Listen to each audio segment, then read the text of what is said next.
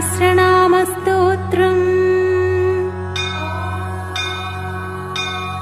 निखिलागमतत्त्वज्ञ ब्रह्मध्यानपरायण वदास्माकं मुख्योपायं सूत सर्वोपकारकम्। सर्वदेवेषु को देवः सद्यो मोक्षप्रदो भवेत्, को मनुर्वा भवेत् तस्य सद्य प्रीतिकरो ध्रुवम्। सूत उवाच निगमागमतत्त्वज्ञो ह्यवधूतश्चिदम्बरः, भक्तवात्सल्यप्रवणो दत्त एव हि केवलः। सदा प्रसन्नवदनो भक्तचिन्तैकतत्परः, तस्य नामान्यनन्तानि वर्तन्तेथाप्यतः परम्। दत्तस्य नाम साहस्रं तस्य प्रीतिविवर्धनम्। यस्त्विदं पठते नित्यं दत्तात्रेयैकमानसः, मुच्यते सर्वपापेभ्यः स सद्यो नात्र संशयः। अन्ते तद्धाम संयाति पुनरावृत्तिदुर्लभम्। अस्य श्रीमद्दत्तात्रेयसहस्रनामस्तोत्रमन्त्रस्य अवधूत ऋषिः अनुष्ठुप् छन्दः। दिगम्बरो देवता ॐ बीजं ह्रीं शक्तिः क्रौं कीलकम्। श्रीदत्तात्रेयप्रीत्यर्थे जपे विनियोगः। ध्यानम्। दिगम्बरं भस्मविलेपिताङ्गं बोधात्मकं मुक्तिकरं प्रसन्नं, निर्मानसं श्यामतनुं भजेऽहं दत्तात्रेयं ब्रह्मसमाधियुक्तम्। स्तोत्रम्। दत्तात्रेयो महायोगे योगेशश्चामरप्रभुः, मुनिर्दिगम्बरो बालो मायामुक्तो मदापहः। अवधूतो महानाथः शङ्करो मरवल्लभः, महादेवश्चादिदेवः पुराणप्रभुरीश्वरः। सत्त्वकृत् सत्त्वभृद्भावः सत्त्वात्मा सत्त्वसागरः, सत्त्ववित् सत्त्वसाक्षी च सत्त्वसाध्यो मराधिपः। भूतकृद्भूतभृच्चैव भूतात्मा भूतसम्भवः, भूतभावो भवो भूतवित्तथा भूतकारणः। भूतसाक्षी प्रभूतिश्च भूतानां परमागतिः, भूतसङ्गविहीनात्मा भूतात्मा भूतशङ्करः। भूतनाथो महानाथ आदिनाथो महेश्वरः, सर्वभूतनिवासात्मा भूतसन्तापनाशनः। सर्वात्मा सर्वभृत् सर्वः सर्वज्ञः सर्वनिर्णयः, सर्वसाक्षी बृहद्भानुः सर्ववित् सर्वमङ्गलः। शान्तः सत्यः समः पूर्णो एकाकी कमलापतिः, रामो रामप्रियश्चैव विरामो रामकारणः। शुद्धात्मा पावनोऽनन्तप्रतीतः परमार्थभृत्, हंससाक्षी विभुश्चैव प्रभुः प्रलय इत्यपि। सिद्धात्मा परमात्मा च सिद्धानां परमागतिः, सिद्धिसिद्धस्तथा साध्यः साधनोऽप्युत्तमस्तथा। सुलक्षणः सुमेधावी विद्यावान् विगतान्तरः, विज्वरश्च महाबाहुर्बहुलानन्दवर्धनः। अव्यक्तपुरुषः प्राज्ञः परज्ञः परमार्थतृक्, परापरविनिर्मुक्तो युक्तस्तत्त्वप्रकाशवान्। दयावान् भगवान् भावी भावात्मा भावकारणः, भवसन्तापनाशश्च पुष्पवान् पण्डितो बुधः। प्रत्यक्षवस्तुर्विश्वात्मा प्रत्यग्ब्रह्म सनातनः, प्रमाणविगतश्चैव प्रत्याहारनियोजकः। प्रणवः प्रणवातीतः प्रमुखः प्रलयात्मकः, मृत्युञ्जयो विविक्तात्मा शङ्करात्मा परो वपुः। परमस्तनुविज्ञेयः परमात्मनि संस्थितः, प्रबोधकलनाधारः प्रभावप्रवरोत्तमः। चिदम्बरश्चिद्विलासश्चिदाकाशश्चिदुत्तमः, चित्तचैतन्यचित्तात्मा देवानां परमागतिः। अचेत्यश्चेतनाधारश्चेतनाचित्तविक्रमः, चित्तात्मा चेतनारूपो लसत्पङ्कजलोचनः। परं ब्रह्म परं ज्योतिः परं धाम परं तपः, परं सूत्रं परं तन्त्रं पवित्रः परमोहवान्। क्षेत्रज्ञ क्षेत्रगः क्षेत्रक्षेत्राधारः पुरञ्जनः, क्षेत्रशून्यो लोकसाक्षी क्षेत्रवान् बहुनायकः। योगेन्द्रो योगपूज्यश्च योग्य आत्मविदां शुचिः योगमायाधरस्थाणुरचलः कमलापतिः योगेशो योगनिर्माता योगज्ञानप्रकाशनः योगपालो लोकपालः संसारतमनाशनः गुह्यो गुह्यतमो गुप्तो मुक्तो युक्तः सनातनः गहनो गगनाकारो गम्भीरो गणनायकः गोविन्दो गोपतिर्गोप्ता गोभागो भावसंस्थितः गोसाक्षी गोतमारिश्च गान्धारो गगनाकृतिः योगयुक्तो भोगयुक्तः शङ्कामुक्तसमाधिमान् सहजः सकलेशानः कार्तवीर्यः वरप्रदः सरजो विरजो पुंसो पावनः पापनाशनः परावरविनिर्मुक्तः परं ज्योतिः पुरातनः नानाज्योतिरनेकात्मा स्वयं ज्योतिः सदाशिवः दिव्यज्योतिर्मयश्चैव सत्यविज्ञानभास्करः नित्यशुद्धः परः पूर्णः प्रकाशः प्रकटोद्भवः प्रमादविगतश्चैव परेशः परविक्रमः योगी योगो योगपश्च योगाभ्यासप्रकाशनः योक्ता मोक्ता विधाता च त्राता पाता निरायुधः नित्यमुक्तो नित्ययुक्तः सत्यः सत्यपराक्रमः सत्त्वशुद्धिकरः सत्त्वस्तथा सत्त्वभृतां गतिः श्रीधरः श्रीवपुः श्रीमान् श्रीनिवासो मराचितः श्रीनिधिः श्रीपतिः श्रेष्ठः श्रेयस्कश्चरमाश्रयः त्यागी त्यागार्थसम्पन्नस्त्यागात्मा त्यागविग्रहः त्यागलक्षणसिद्धात्मा त्यागज्ञस्त्यागकारणः भोगो भोक्ता तथा भोग्यो भोगसाधनकारणः भोगी भोगार्थसम्पन्नो भोगज्ञानप्रकाशनः केवलः केवसत्कृष्णः कम्बासः कमलालयः कमलासनपूज्यश्च हरिरज्ञानखण्डनः महात्मा महदादिश्च महेशोत्तमवन्दितः मनोबुद्धिविहीनात्मा मानात्मा मानवाधिपः भुवनेशो विभूतिश्च धृतिर्मेधा स्मृतिर्धया दुःखदावानलो बुद्धः प्रबुद्धः परमेश्वरः कामः क्रोधः चैव दम्भदर्पमदापहः अज्ञानतिमिरारिश्च भवारिर्भुवनेश्वरः रूपकृद्रूपभृद्रूपी रूपात्मा रूपकारणः रूपज्ञो रूपसाक्षी च नामरूपो गुणान्तकः अप्रमेयः प्रमेयश्च प्रमाणं प्रणवाश्रयः प्रमाणरहितो चिन्त्यश्चेतना विगतो जरः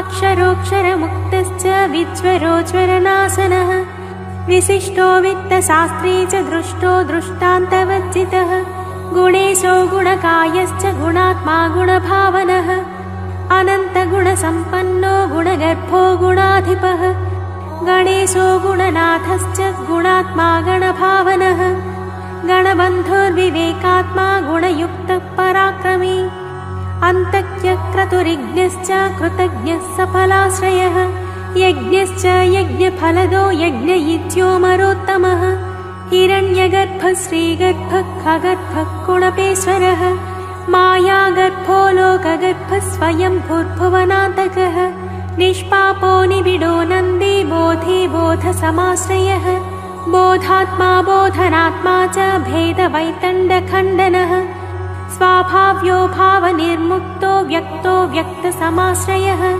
नित्यतृप्तो निराभासो निर्वाणः शरणः सुहृत् गुह्येशो गुणगम्भीरो गुणदोषनिवारणः गुणसङ्गविहीनश्च योगारेतर्पणासनः आनन्दः परमानन्दः स्वानन्दसुखवर्धनः सत्यानन्दश्चिदानन्दः सर्वानन्दपरायणः सद्रूपः सहजः सत्यः स्वानन्दः सुमनोहरः सर्वः सर्वान्तरश्चैव पूर्वात् पूर्वतरस्तथा खमयःखपरःखादिः खं ब्रह्म खतनुः खगः खवासाखविहीनश्च खनिधिः खपराश्रयः अनन्तश्चादिरूपश्च सूर्यमण्डलमध्यगः आमोघः परमामोघः परोक्षः परदः कविः विश्वचक्षुर्विश्वसाक्षी विश्वबाहुर्धनेश्वरः धनञ्जयो महातेजास्तेजिष्ठस्तैजसः सुखी ज्योतिर्ज्योतिर्मयो जेता ज्योतिषां ज्योतिरात्मकः ज्योतिषामपि ज्योतिश्च जनको जनमोहनः जितेन्द्रियो जितक्रोधो जितात्मा जितमानसः जितसङ्गो जितप्राणो जितसंसारवासनः निर्वासनो निरालम्बो निर्योगक्षेमवर्जितः निराहो निरहङ्कारो निरासीर्निरुपाधिकः नित्यबोधो विविक्तात्मा विशुद्धोत्तमगौरवः विद्यार्थी परमार्थी च श्रद्धार्थी साधनात्मकः प्रत्याहारी निराहारी सर्वाहारपरायणः नित्यशुद्धो निराकाङ्क्षी पारायणपरायणः अणुरणुतरः सूक्ष्मस्थूलस्थूलतरस्तथा एकस्तथानेकरूपो विश्वरूपः सनातनः नैकरूपो विरूपात्मा नैकबोधमयस्तथा नैकनाममयश्चैव नैकविद्याविवर्धनः एकश्चैकान्तिकश्चैव नानाभावविवर्जितः एकाक्षरस्तथा बीजः पूर्णबिम्बः सनातनः मन्त्रवीर्यो मन्त्रबीजः शास्त्रवीर्यो जगत्पतिः नानावीर्यधरश्चैव सक्रेशः पृथिवीपतिः प्राणेशः प्राणदः प्राणः प्राणायामपरायणः प्राणपञ्चकनिर्मुक्तः कोशपञ्चकवर्जितः निश्चलो निष्कलो सङ्गो निष्प्रपञ्चो निरामयः निराधारो निराकारो निर्विकारो निरञ्जनः निष्प्रतीतो निराभासो निरासक्तो निराकुलः निष्ठा सर्वगतश्चैव निरारम्भो निराश्रयः निरन्तरः सर्वगुप्ता शान्तो दान्तो महामुनिः निःशब्दः सुकृतः स्वस्थः सत्यवादी सुरेश्वरः ज्ञानदो ज्ञानविज्ञानी ज्ञानात्मानन्दपूरितः ज्ञानयज्ञविदां दक्षो ज्ञानाग्निज्वलनो बुधः दयावान् भवरोगारिश्चिकित्साचरमागतिः चन्द्रमण्डलमध्यस्थश्चन्द्रकोटिसुशीतलः यन्त्रकृत्परमो यन्त्री यन्त्रारूढा पराजितः यन्त्रविद्यन्त्रवासश्च यन्त्राधारो धराधरः तत्त्वज्ञस्तत्त्वभूतात्मा महत्तत्त्वप्रकाशनः तत्त्वसङ्ख्यानयोगज्ञः साङ्ख्यः शास्त्रप्रवर्तकः अनन्तविक्रमो देवो माधवश्च धनेश्वरः साधुः साधुवरिष्ठात्मा सावधानो मरोत्तमः निस्सङ्कल्पो निराधारो दुर्धरो ह्यात्मवित्पतिः आरोग्यसुखदश्चैव प्रवरो वासवस्तथा परेशः परमोदारः प्रत्यक्षैतन्यदुर्गमः दुराधर्षो दुरावासो दूरत्वपरिणाशनः वेदविद्वेदकृद्वेदो वेदात्मा विमलाशयः विवक्तसेवी च संसारश्रवणासनस्तथा ब्रह्मयोनिर्बृहद्योनिर्विश्वयोनिर्विदेहवान् विशालाक्षो विश्वनाथो हाटकाङ्गदभूषणः अबाध्यो जगदाराध्यो जगदाचवपालनः जनवान् धनवान् धर्मे धर्मगोधर्मवर्धनः अमृतः शाश्वतः साध्यः सिद्धिदः सुमनोहरः खुलु ब्रह्म खुलु स्थानो मुनीनां परमागतिः उपद्रष्टा तथा श्रेष्ठः शुचिभूतो ह्यनामयः वेदसिद्धान्तवेद्यश्च मानसाह्लादवर्धनः देहादन्यो गुणादन्यो लोकादन्यो विवेकवित् तुष्टस्वप्नहरश्चैव गुरुर्गुरुवरोत्तमः कर्मे कर्म विनिर्मुक्तः सन्न्यासी साधकेश्वरः सर्वभावविहीनश्च तृष्णासङ्गनिवारकः त्यागे त्यागवपुस्त्यागस्त्यागदानविवर्जितः त्यागकारणत्यागात्मा सद्गुरुः सुखदायकः दक्षो दक्षादिवन्द्यश्च ज्ञानवादप्रवर्तकः शब्दब्रह्ममयात्मा च शब्दब्रह्मप्रकाशवान् ग्रसिष्णुप्रभविष्णुश्च सहिष्णुर्विगतान्तरः विद्वत्तमो महावन्द्यो विशालोत्तमवाङ्मुनिः ब्रह्मविद्ब्रह्मभावश्च ब्रह्मर्षिब्राह्मणप्रियः ब्रह्म ब्रह्मप्रकाशात्मा ब्रह्मविद्याप्रकाशनः अत्रिवंशप्रभूतात्मा तापसोत्तमवन्दितः आत्मवासी विधेयात्मा ह्यत्रिवंशविवर्धनः प्रवर्तनो निवृत्तात्मा प्रलयोदकसन्निभः नारायणो महागर्भो भार्गवप्रियकृत्तमः सङ्कल्पदुःखदलन संसारतमनाशनः त्रिविक्रमस्त्रिदाकारस्त्रिमूर्तिस्त्रिगुणात्मकः भेदत्रयहरश्चैव तापत्रयनिवारकः दोषत्रयविभेदे च संशयार्णवखण्डनः असंशयस्वसम्मूढो ह्यवादी राजवन्दितः राजयोगी महायोगी स्वभावगलितस्तथा पुण्यश्लोकः पवित्राङ्घ्रिध्यानयोगपरायणः ध्यानस्थो ध्यानगम्यश्च विधेयात्मा पुरातनः अविज्ञेयो ह्यन्तरात्मा मुख्यबिम्बसनातनः जीवसञ्जीवनो जीवश्चिद्विलासश्चिदाश्रयः महेन्द्रो मरमान्यश्च योगीन्द्रो योगवित्तमः योगधर्मस्तथा योगस्तत्त्वस्तत्त्वविनिश्चयः नैकबाहुरनन्तात्मा नैकनामपराक्रमः नैकाक्षी नैकपादश्च नाथनाथोत्तमोत्तमः सहस्रशीर्षा पुरुषः सहस्राक्षः सहस्रपात् सहस्ररूपधृक्चैव सहस्रारमयोद्धवः त्रिपादपुरुषश्चैव त्रिपादोध्वस्तथैव च त्र्यम्बकश्च महावीर्यो योगवीर्यविशारदः विजयी विनयी जेता वीतरागी विराजितः रुद्रो रौद्रो महाभीमः प्राज्ञमुख्यः सदा शुचिः अन्तर्ज्योतिरनन्तात्मा प्रत्यगात्मा निरन्तरः अरूपश्चात्मरूपश्च सर्वभावविनिवृतः अन्तःशून्यो बहिः शून्यः शून्यात्मा शून्यभावनः अन्तःपूर्णो बहिः पूर्णः पूर्णात्मा पूर्णभावनः अन्तस्त्यागी बहिस्त्यागी त्यागात्मा सर्वयोगवान् अन्तर्योगी बहिर्योगी सर्वयोगपरायणः अन्तर्भोगी बहिर्भोगी सर्वभोगविदुत्तमः अन्तर्निष्ठो बहिर्निष्ठः सर्वनिष्ठामयस्तथा बाह्यान्तरविमुक्तश्च बाह्यान्तरविवर्जितः शान्तः शुद्धो विशुद्धश्च निर्वाणः प्रकृतेपरः अकालः कालनेमी च कालकालो जनेश्वरः कालात्मा कालकर्ता च कालज्ञः कालनाशनः कैवल्यपददाता च कैवल्यसुखदायकः कैवल्यकलनाधारो निर्भरो हर्षवर्धनः हृदयस्थो हृषीकेशो गोविन्दो गर्भवर्जितः सकलागमपूज्यश्च निगमो निगमाश्रयः पराशक्तिः पराकीर्तिः परावृत्तिर्निधिस्मृतिः परविद्या पराक्षान्तिर्विभक्तिर्युक्तसद्गतिः स्वप्रकाशः प्रकाशात्मा परसंवेदनात्मकः स्वसेव्य स्वविदां स्वात्मा स्वसंवेद्यो न गच्छमि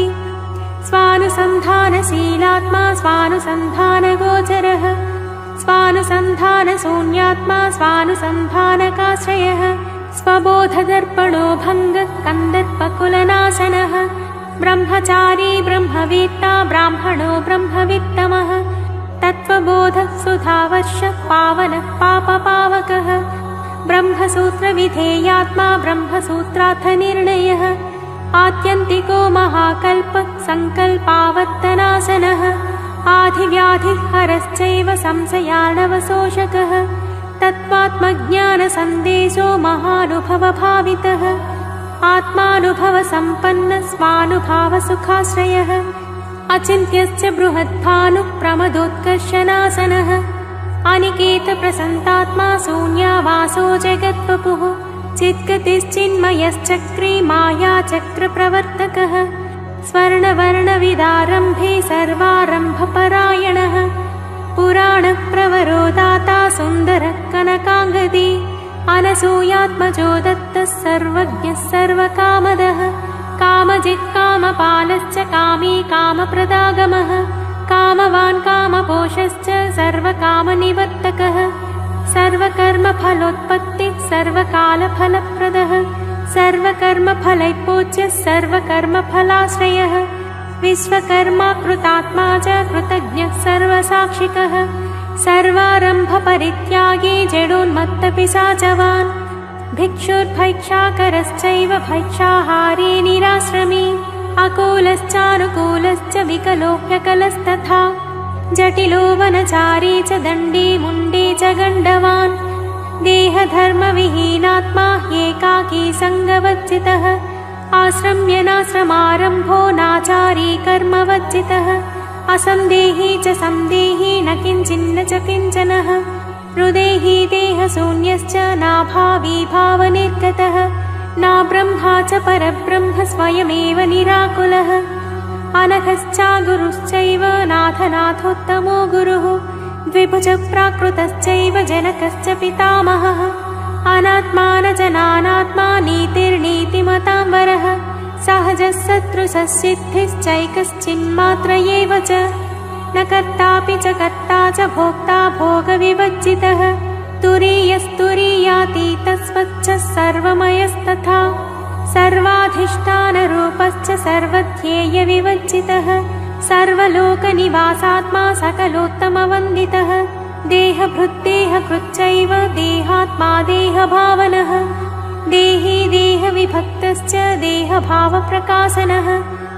लयस्थो लयविच्चैव लयाभावश्च बोधवान् लयातीतो लयस्यान्तो लयभावनिवारणः विमुखप्रमुखश्चैव प्रत्यङ्मुखवदाचरी विश्वभुक्विश्वधृक्विश्वो विश्वक्षेमकरस्तथा अविक्षिप्तो प्रमादे च परद्धिः परमार्थतृक् स्वानुभावविहीनश्च स्वानुभावप्रकाशनः निरिन्द्रियश्च निर्बुद्धिर्निराभासो निराकृतः निरहङ्काररूपात्मा निर्वपुः सकलाश्रयः शोकदुःखहरश्चैव भोगमोक्षफलप्रदः सुप्रसन्नस्तथा सूक्ष्मशब्दब्रह्मार्थसङ्ग्रहः आगमापायशून्यश्च स्थानदश्च सदाङ्गतिः अकृतः सुकृतश्चैव कृतकर्मा विनिवृतः भेदत्रयहरश्चैव देहत्रयविनिर्गतः सर्वकाममयश्चैव सर्वकामनिवर्तकः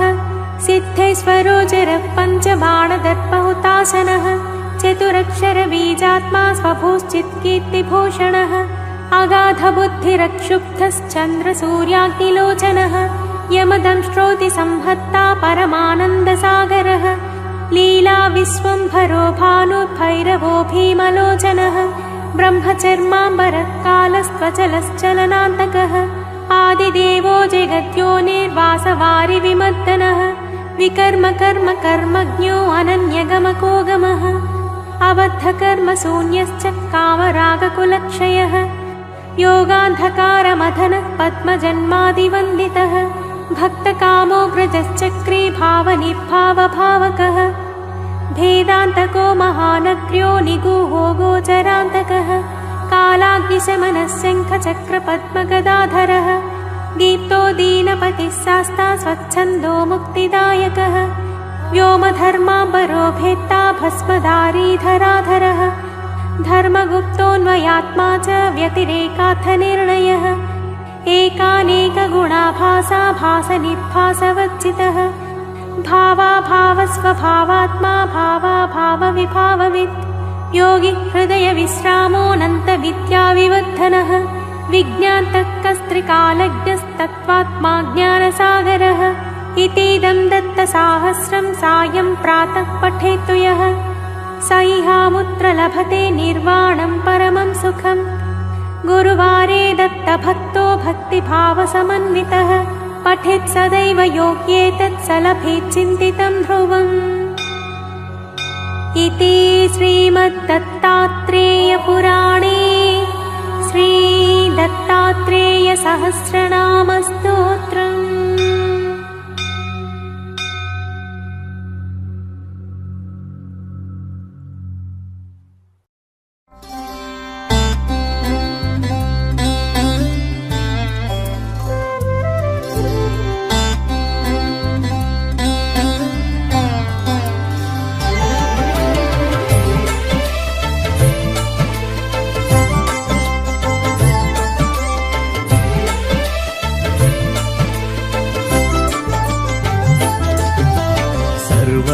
सर्वमन्त्रस्वरूपाय सर्वयन्त्रस्वरूपाय सर्वतन्त्रस्वरूपाय सर्वसिद्धिप्रदाताय सर्वसिद्धिप्रदाताय योगीशाय योगधीशाय योगपरायण योगेन्द्र ब्रह्मरूपाय विष्णुरूपाय शिवरूपाय दत्तात्रेय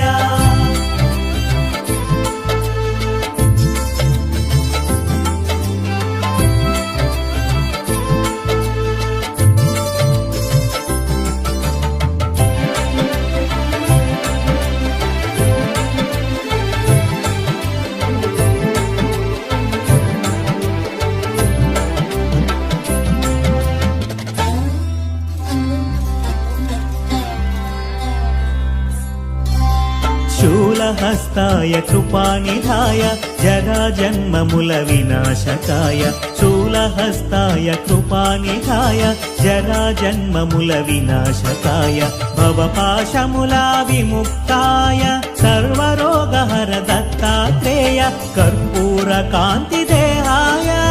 वेदशास्त्रपरिज्ञानाय कर्पूरकान्तिदेहाय वेदशास्त्रपरिज्ञानाय मूर्तित्रयस्वरूपाय दिव्यरूपाय दत्तात्रेय योगीशाय योगधीशाय योगपरायण योगेन्द्र ब्रह्मरूपाय विष्णुरूपाय शिवरूपाय दत्तात्रेय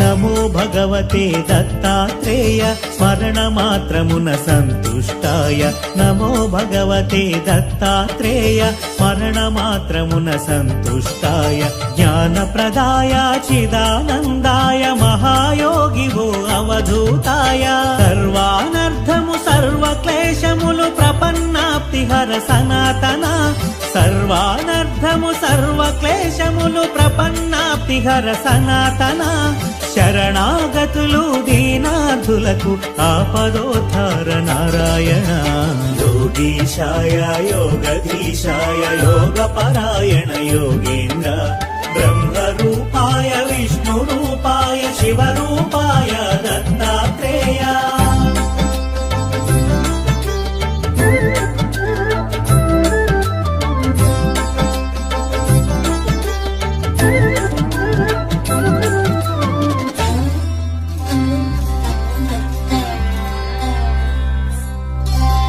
గురువైలలో జనించి దైవం గురువుగా సాక్షాత్కరించిన గురువైలలో జనించి దైవం గురువుగా సాక్షాత్కరించిన దత్తాత్రేయుని అవతారం నిరంతరాయం అతి రహస్యము కామ క్రోధ మద మాత్సర్యములు దేవదత్తముగ జయించి త్యజించ కామ క్రోధ మద మాత్సర్యములు దేవదత్తముగ జయించి త్యజించ మనుజులందరకు మనోవికాసం ప్రేరణమే అవతార లక్ష్యం योगीशाय योगधीशाय योगपरायण योगेन्द्र ब्रह्मरूपाय विष्णुरूपाय शिवरूपाय दत्तात्रेय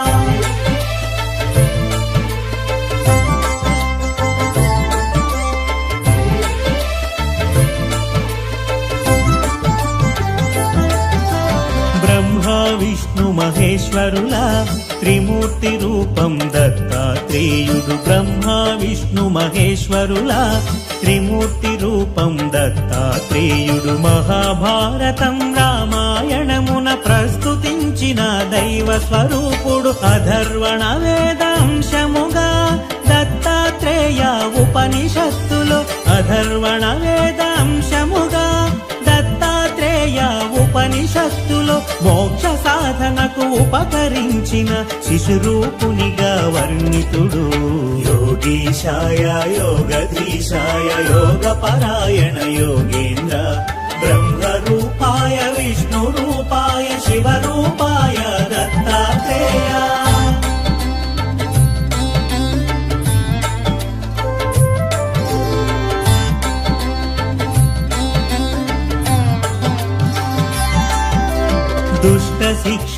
శిష్ట రక్షణకు శ్రీ మహావిష్ణు అవతరణములు. దుష్ట శిక్షణ శిష్ట రక్షణకు శ్రీ మహావిష్ణు అవతరణములు. విధి నిర్వహణానంతరము పరిసమాప్తమగు శరణములు. దత్తాత్రేయుని అవతారం కార్యాచరణం ప్రత్యేకం. దత్తాత్రేయుని అవతారం కార్యాచరణం ప్రత్యేకం. జ్ఞాన వైరాగ్య ఆధ్యాత్మికముగ మనుజులున్నతే పరమార్థం. యోగీశాయ యోగధీశాయ యోగపరాయణ యోగేంద్ర బ్రహ్మరూపాయ విష్ణురూపాయ శివరూపాయ దత్తాత్రేయ.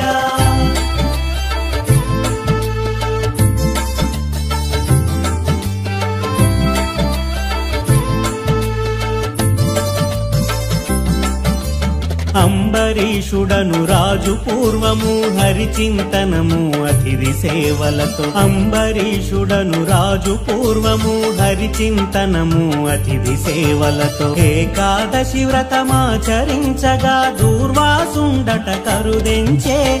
ద్వాదశ తిథికొక ఘడియ ముందుగా అరుదెంచిన దూర్వాసుని కొలిచి. ద్వాదశ తిథికొక ఘడియ ముందుగా అరుదెంచిన దూర్వాసుని కొలిచి. అనుష్ఠానము పూర్తి చేసుకొని శీఘ్రమే రమ్మని ఆహ్వానించి. యోగీశాయ యోగధీశాయ యోగపరాయణ యోగేంద్ర బ్రహ్మరూపాయ విష్ణురూపాయ శివరూపాయ దత్తాత్రేయ.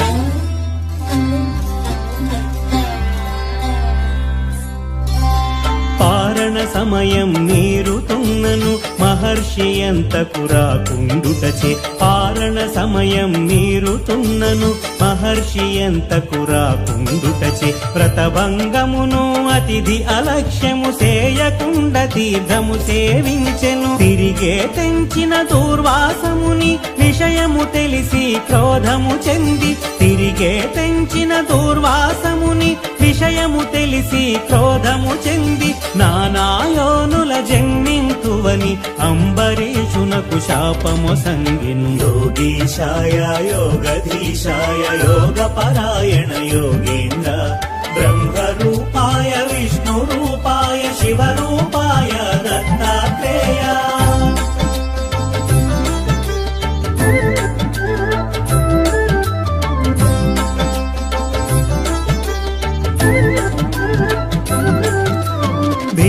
చెందిన అంబరీషుడు మహావిష్ణుని శరణు వేడగా. ప్రీతి చెందిన అంబరీషుడు మహావిష్ణుని శరణు వేడగా. శ్రీహరి అంతట సాక్షాత్కరించి భక్తుని రక్షణగాతా నిలిచే. ముని శాపము వ్యర్థము కానీక హరియే దానిని ప్రతిగ్రహించి. ముని శాపము వ్యర్థము కానీక హరియే దానిని ప్రతిగ్రహించి. అవతారములను ఎత్తి ధాత్రిలో లోకోపకారం గావించే.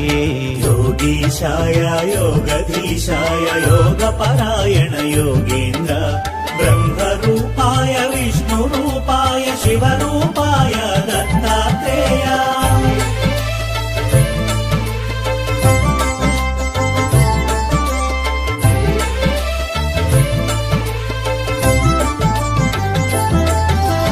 అత్రి మహాముని అర్ధాంగి అనసూయ మహాపతివ్రతాని. అత్రి మహాముని అర్ధాంగి అనసూయ మహాపతివ్రతాని. సతులతోనున్న త్రిమూర్తుల ముందు నారదుడొక పరి ప్రశంసించెను. అంతట ముగ్గురు దేవేరులను ఈర్ష్య చెంది అనసూయాదేవి. అంతట ముగ్గురు దేవేరులను ఈర్ష్య చెంది అనసూయాదేవి. పాతివ్రత్యము తగ్గించమని త్రిమూర్తులకు ఆకాంక్ష తెలిపిరి. యోగీశాయ యోగధీశాయ యోగపరాయణ యోగేంద్ర బ్రహ్మరూపాయ విష్ణురూపాయ శివరూపాయ దత్తాత్రేయ.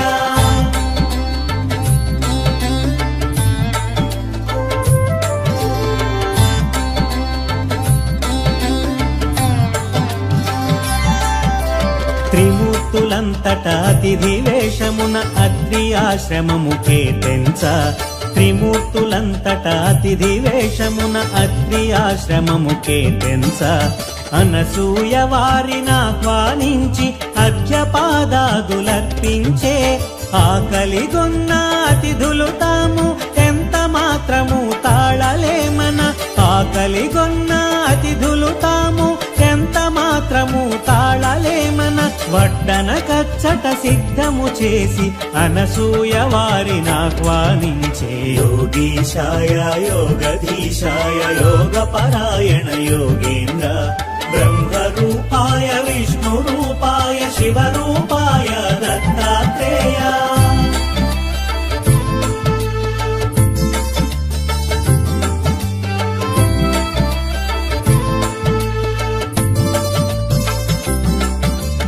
అనసూయ కట్టు వస్త్రము విడిచి దిగంబరముగా వడ్డించమని అనసూయ కట్టు వస్త్రము విడిచి దిగంబరముగా వడ్డించమని అతిథి రూపమున ఉన్న త్రిమూర్తులు తమ నియమముగా వివరించే ఆకలిగొన్న అతిథులు మరలిన గృహస్థు పుణ్యము పోవునని ఆకలిగొన్న అతిథులు మరలిన గృహస్థు పుణ్యము పోవునని నగ్నముగా పురుషుల ఎదుటున్నను పాతివ్రత్యము భంగమని యోగీశాయ యోగధీశాయ యోగపరాయణ యోగేంద్ర బ్రహ్మరూపాయ విష్ణురూపాయ శివరూపాయ దత్తాత్రేయ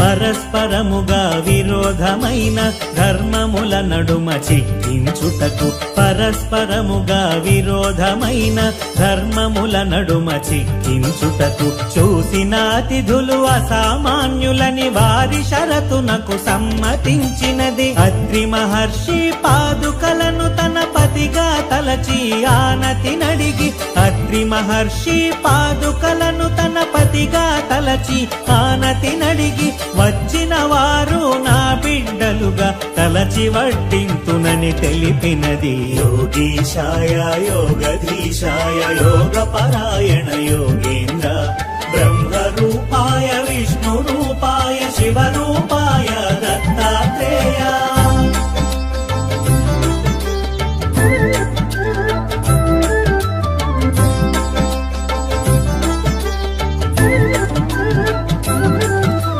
మహాపతివ్రత అనసూయ మహిమాన్వితమగు సంకల్పముచే మహాపతివ్రత అనసూయ మహిమాన్వితమగు సంకల్పముచే వడ్డించుటకై ఏగునంతలో పసిపిల్లలైరి ముగ్గురును ఆమె భావనను అనుసరించుచు బాలింతవలే స్తన్యమొచ్చినది ఆమె భావనను అనుసరించుచు బాలింతవలే స్తన్యమొచ్చినది వెను వెంటనే తను వస్త్రము ధరించి పసిపిల్లలకు స్తన్యమిచ్చినది యోగీశాయ యోగధీశాయ యోగపరాయణ యోగేంద్ర బ్రహ్మరూపాయ విష్ణురూపాయ శివరూపాయ దత్తాత్రేయ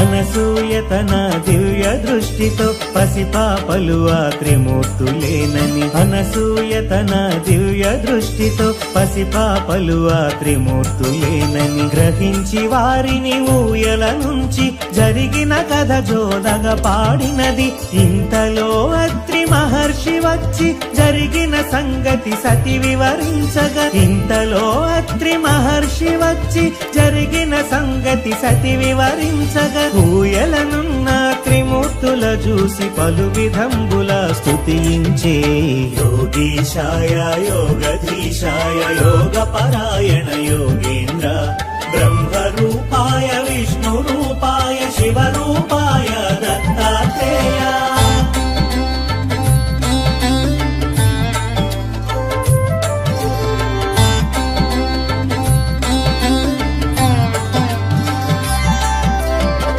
అత్రి మహర్షి స్తోత్రము చేయగ త్రిమూర్తులంత ప్రసన్నత నుండి. అత్రి మహర్షి స్తోత్రము చేయగ త్రిమూర్తులంత ప్రసన్నత నుండి. నిజ రూపములతో ప్రత్యక్షమై కోరిన వరమును ఈయబూనిరి. మనసులోనైన కనని భాగ్యం నీ భక్తి వలన కలిగే దర్శనం. మనసులోనైన కనని భాగ్యం నీ భక్తి వలన కలిగే దర్శనం. నీ అభీష్టము నివేదించమని అత్రి మహర్షనసూయను కోరెను. యోగీశాయ యోగధీశాయ యోగ పరాయణ యోగేంద్ర బ్రహ్మరూపాయ విష్ణు రూపాయ శివరూపాయ దత్తాత్రేయ.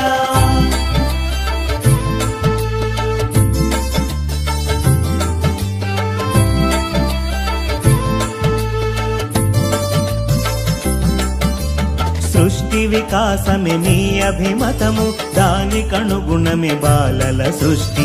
సృష్టి వికాసమే నీ అభిమతము, దానికనుగుణమే బాలల సృష్టి. ముగ్గురు మూర్తుల సుతులుగా పొందే వరమిమ్మని అనసూయ కోరినది. నీ అవతారము లక్ష్యము తీర్చుట నాభీష్టము అనవిని అత్రియు. నీ అవతారము లక్ష్యము తీర్చుట నాభీష్టము అనవిని అత్రియు. మా కొమరులుగా పుట్టి మమ్ములను ఉద్ధరించమని కోరెనంతట. యోగీశాయ యోగధీశాయ యోగ పరాయణ యోగేంద్ర బ్రహ్మరూపాయ విష్ణు రూపాయ శివరూపాయ దత్తాత్రేయ.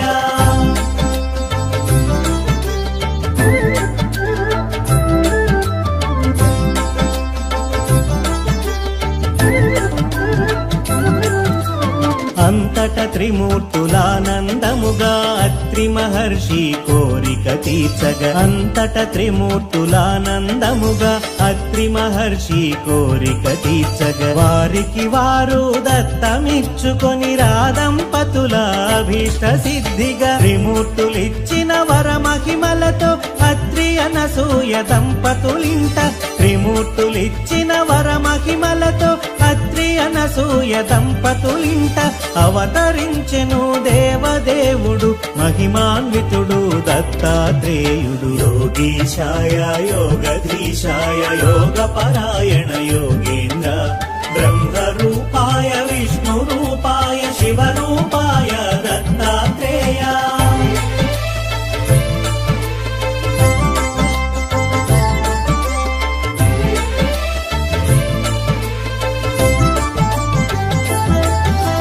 పరమేశ్వరుడే దత్తాత్రేయుడు సచ్చిదానంద స్వరూపుడు. పరమేశ్వరుడే దత్తాత్రేయుడు సచ్చిదానంద స్వరూపుడు. శృతులకు అందని కారణ జన్ముడు పిలిచిన పలికే దేవుడు. మానవులందరి అభీష్టములను నెరవేర్చే అవతార పురుషుడు. మానవులందరి అభీష్టములను నెరవేర్చే అవతార పురుషుడు. జ్ఞానము యోగము ప్రసాదించగా తలచిన క్షణమున కాచే విభుడు. యోగీశాయ యోగధీశాయ యోగ పరాయణ యోగేంద్ర బ్రహ్మరూపాయ విష్ణు రూపాయ శివరూపాయ దత్తాత్రేయ.